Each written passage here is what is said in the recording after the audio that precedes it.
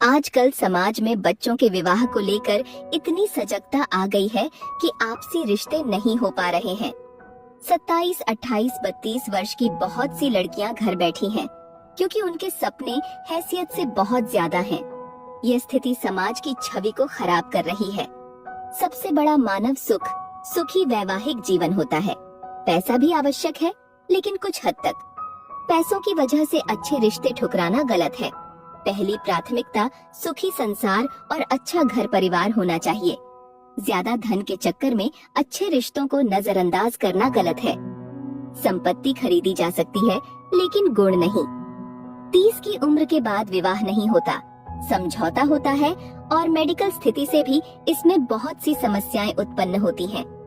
आज इससे भी बुरी स्थिति कुंडली मिलान के कारण हो गई है। हम अच्छे लड़के और घर के होने के बावजूद कुंडली की वजह से रिश्ते छोड़ देते हैं।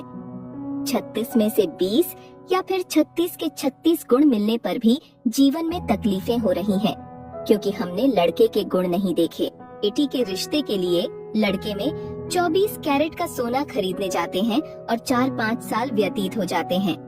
उच्च शिक्षा या जॉब के नाम पर भी समय व्यतीत कर देते हैं। लड़के देखने का अंदाज भी समय व्यतीत का अनोखा उदाहरण हो गया है। खुद का मकान, फर्नीचर, कमरे, गाड़ी, रहन सहन, खान पान, भाई बहन, बंटवारा, माँ बाप का स्वभाव, नाते रिश्तेदार, कद, रंग रूप, शिक्षा, कमाई, बैंक बैलेंस और सोशल मीडिया पर एक्टिवनेस जैसी बातें पूछी जाती हैं। हालात ऐसे हैं कि माँ बाप की नींद 30 की उम्र पर खुलती है।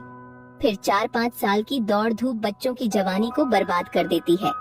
इस वजह से अच्छे रिश्ते हाथ से निकल जाते हैं और माँ बाप अपने ही बच्चों के सपनों को चूर चूर कर देते हैं। एक समय था जब खानदान देखकर रिश्ते होते थे, जो लंबे भी निभते थे। समधी समधन में मान मनुहार थी, सुख दुख में साथ था, रिश्तों की अहमियत का एहसास था। धन माया कम थी, मगर खुशियाँ घर आंगन में झलकती थीं।